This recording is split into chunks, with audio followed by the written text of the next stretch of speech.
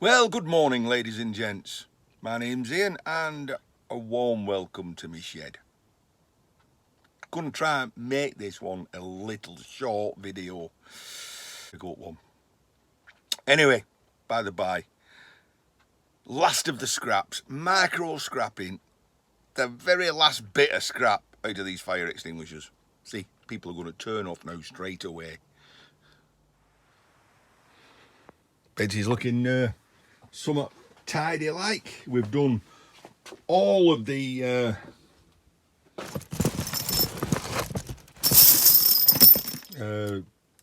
yellow plugs. We've done all of the fire extinguisher valves. Every one of these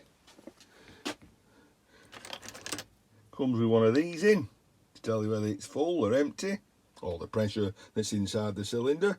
The yard said, nope, not taking them, so they're stripped. Right, so let's tidy this up, and we'll look at how I decided to get the last of the scraps out of these. For those who are new to the channel, I get a regular supply of blue or yellow 110 3-pin plugs. Each plug's got 3 brass pins in, the earth one being a little bit larger than the other two. Generally speaking, the guy I get them off just cuts the cable off, gives me the plug. So inside every one of those is usually a length of singles cables. What to do with them? Well, I have been known to strip them. Very relatively easy to strip, to be honest. Being a short length, I mean, if I knew where my automatic wire stripper was, it's easy. You just click on it and it pulls the length off, turn it around, pulls the length off. But it's just as easy, and it's only that big. 3 inches. Oh, who'd have thought 3 inches was so small? Right.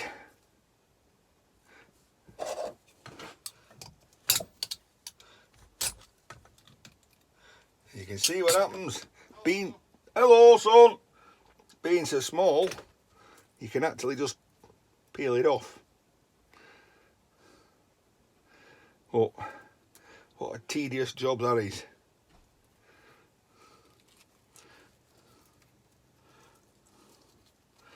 And go on, let's do a couple of them. I mean, if you actually get a small piece, you can actually just pull the sleeving off. You really don't even need to use a knife. It's just a, rainy day in the shed type of job. Or I might just throw them all in with the singles. But I've just quickly done 5 at random. Got that. Aye, decisions. 5 at random. Yeah, 7 grams. 6. So, 8 grams. Nope, that didn't work. 1.5 grams each. Do the math. What's the 250 strands? You can work that out, I'm not. Right, let's tidy up. Now, contrary to what people might think when they see me shed, I try to work quite efficiently. You've got to do when you've only got that much space to work in. So I've got my metal bin there, I have my brass bin there, I have a waste bag there, and I've got a singles cable bag there. So it's a simple work, carry on. And I've got a tub there for aluminium, stainless steel and bright copper. Yeah, basically just get hold of it, shake it, make sure there's any, and it can all go in there. till later. Right, so with all the singles in the bucket, we're left with a bunch of screws. Now, unfortunately, not all of those are going to be iron. Some are going to be brass. I find it easier to just unscrew every one rather than test them. Simple. Get me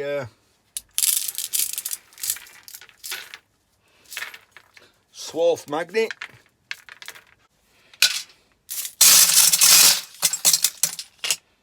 Rinse and repeat. Not a lot. All that's left is non-ferrous. There we go, just like magic.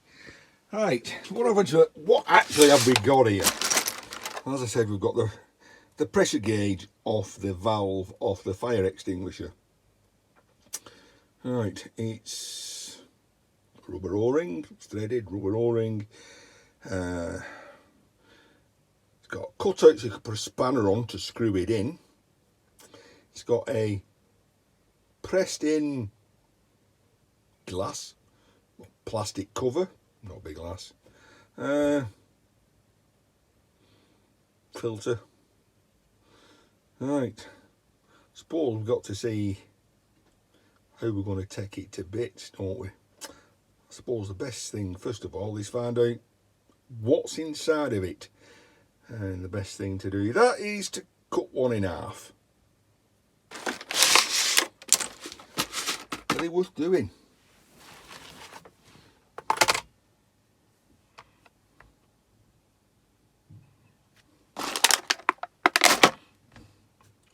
Hmm. 1.5 kilograms. So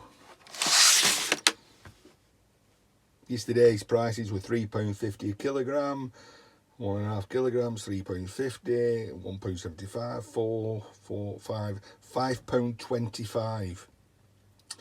So £5.25. Oh, knock a bit off. So for £4.75, because it'll be losing the plastic and whatever's on the inside.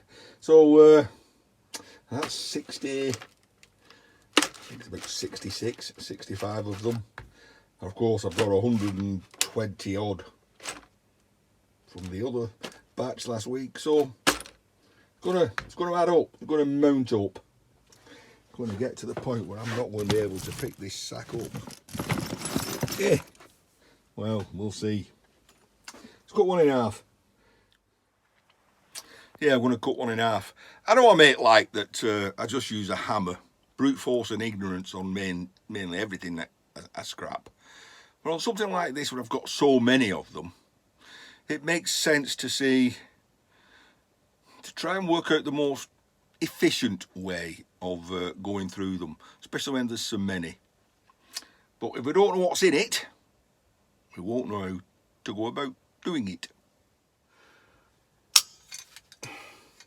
That'll do. Right. Don't go whinging. Don't go whinging that I haven't got a guard on me on that. There's a reason for it. Just have to be careful. Right. Watch your ears.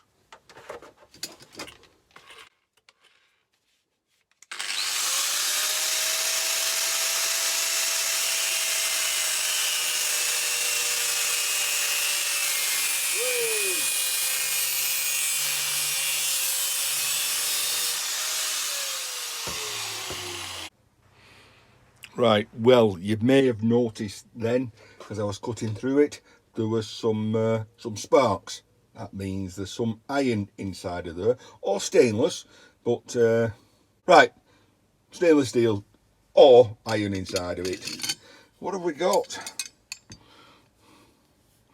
Oh, look at that.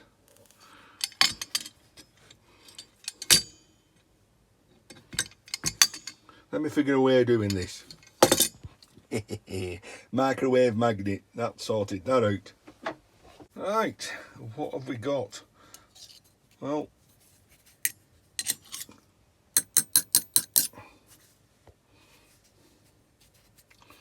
Well, that was the filter. Pressure's going to come up there. There appears to be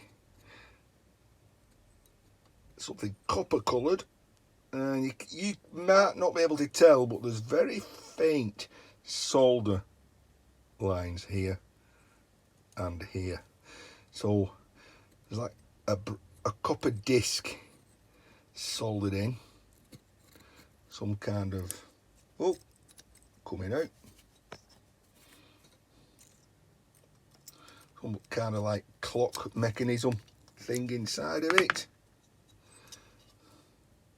So with 2 plates, some brass bits with threads on, a bit like a clockwork mechanism, isn't it? Right, okay. It was in fact a label, just scraped off with a knife. I'm going to say that's stainless steel with some brass pegs in it. We got the finger, and we got appears to be a copper or copper coloured spring mechanism. Bit of a gear there. Right, it's a pressed in fit plastic covering. Right, I know we got some spokes, so that's got a spring ring there, still in there. Focus.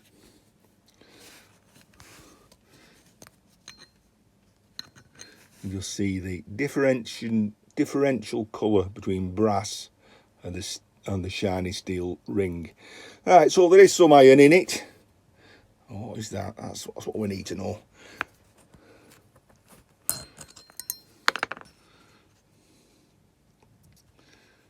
Tell you that's soldered in. You can see the solder around this end.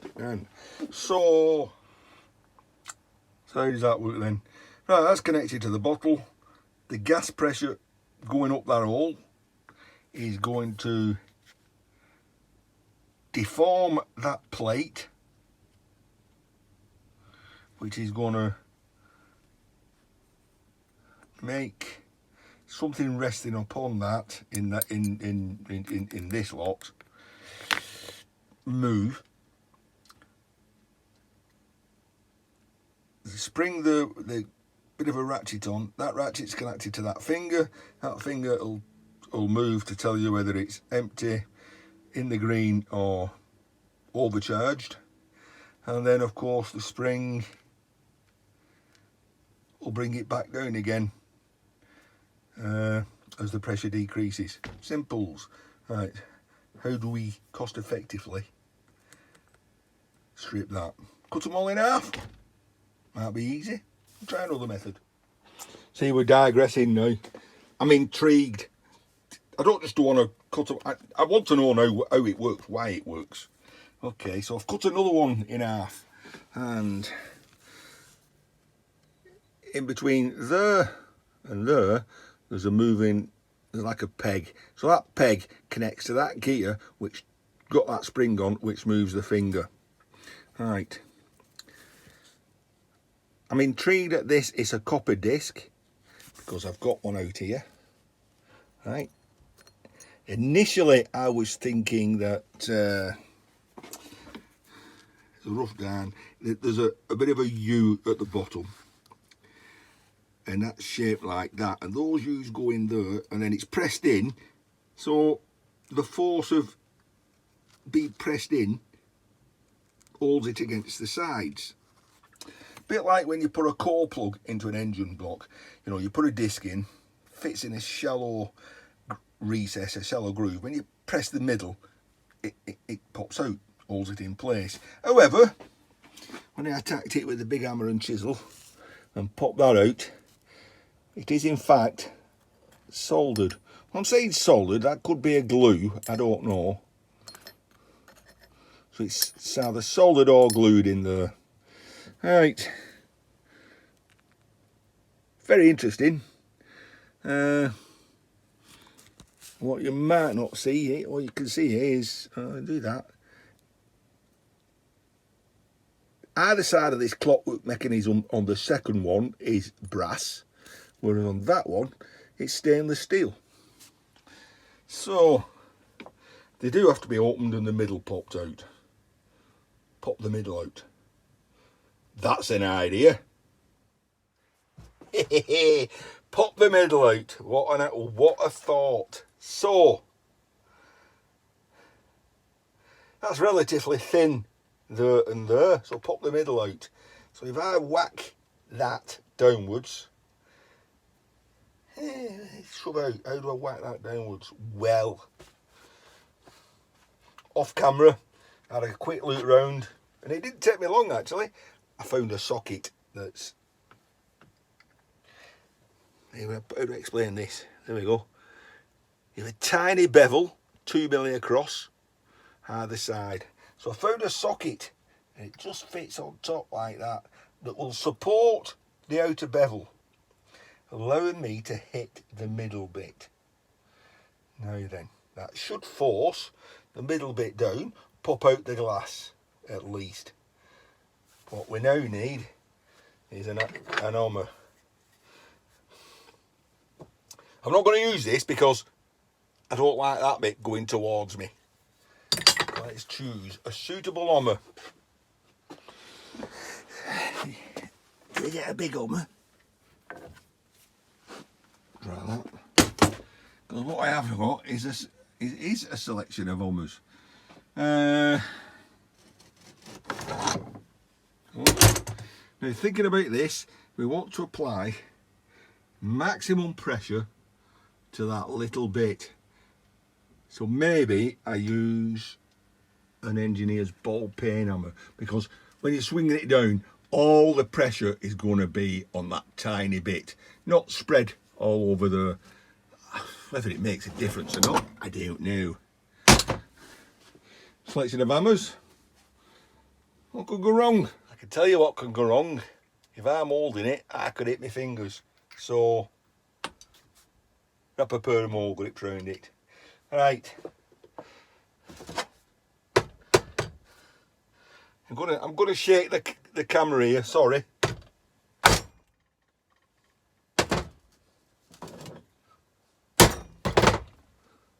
Well, that certainly deformed that out.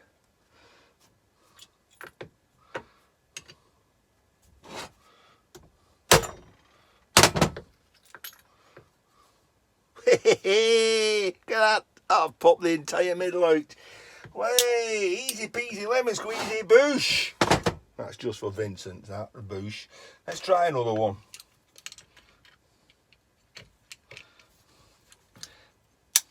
This time I'll use the end of the ball peen. Nope. It's working, but it's got to be too accurate. Nah. Cross peen. I like the cross peen bit. That seems to be working. Same result, entire middle popped out. Let's try another one.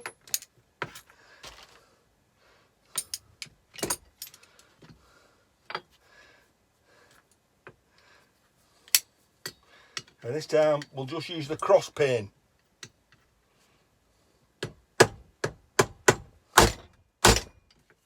No, not happening. Not happening.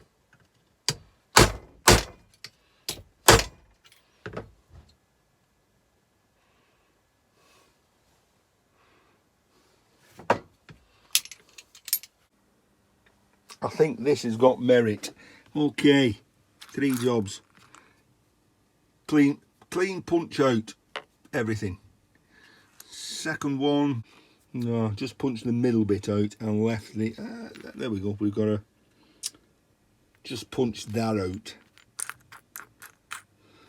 Got 2 of them, and that's the third, and just punched the. It still can go in as clean brass with a little bit of copper in it. I can speak to Robert at the yard about that, seeing what grade of brass he'll want me to put them in at. Right, so I think that is going to be the most scrapped efficient way to get the middles out. And no, it doesn't pop. Can you see it? Can you see it? It doesn't pop that ring out, so I've got to rethink a little. Bollocks to it, brute force and ignorance.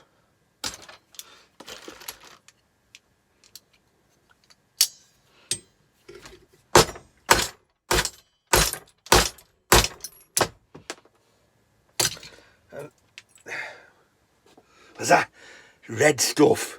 Where's that come from? Well, that way it works. Less faffing around, shatters it all, and then it's just a matter of the copper piece comes off in one go, and the other bits, like that tiny bit of brass, can be pulled off. Something for the show, something for the scrap goddess.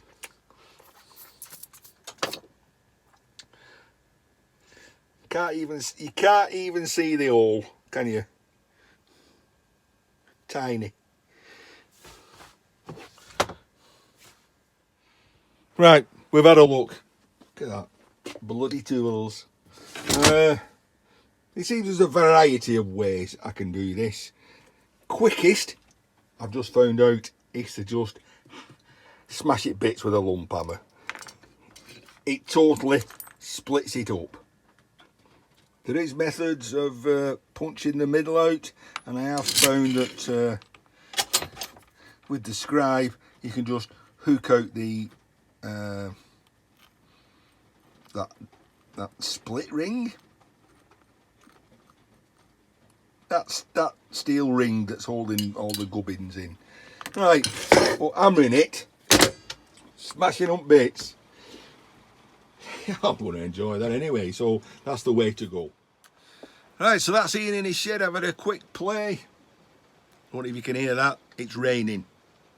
Whoa, what strange weather we have here in the UK. 2 days ago, hottest day of the year, breaking all records, and now it's chucking it down.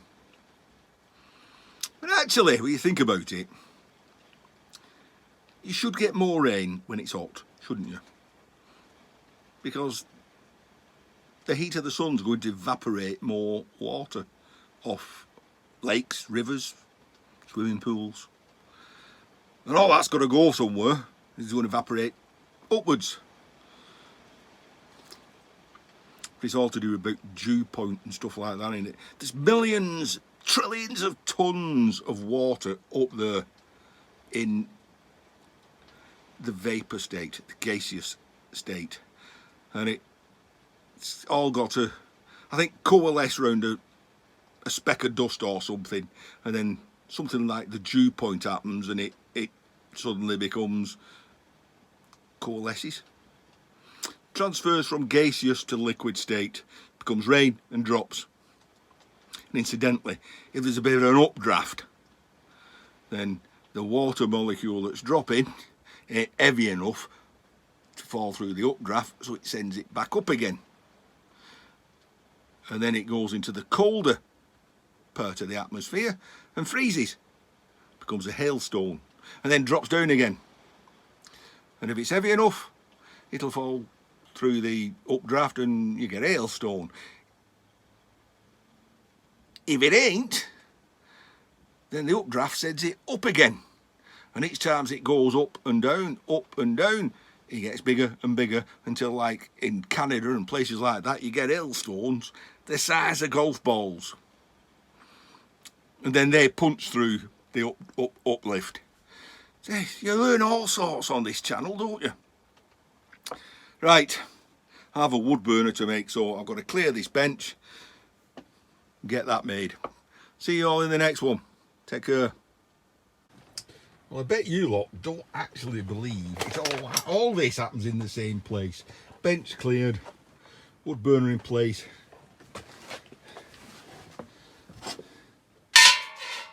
Chimney drawn round, cut out. On the bench now, finish off the arches. Arches cut out, stick the fire base in.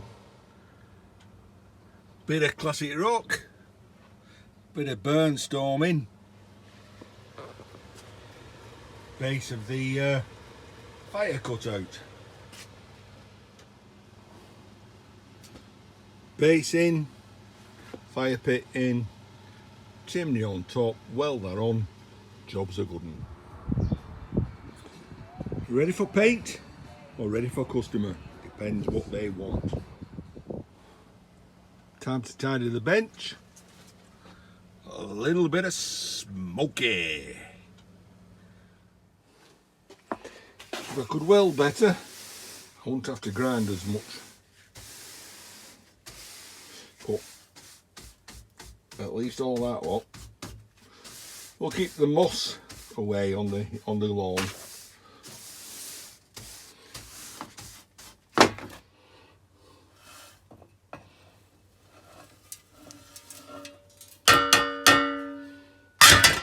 I should really clean the workbench up, but well, again that.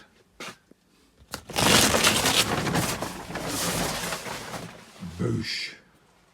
That's just to stop all the grinding dust going on all the other shit. Come on, who can resist a tidy bench?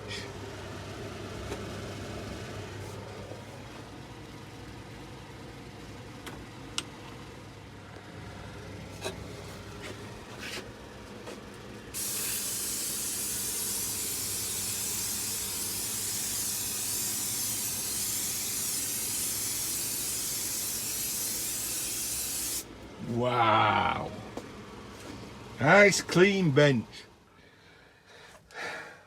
So if I say so myself, pretty impressive.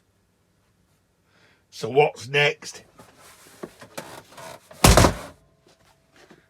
A big egg.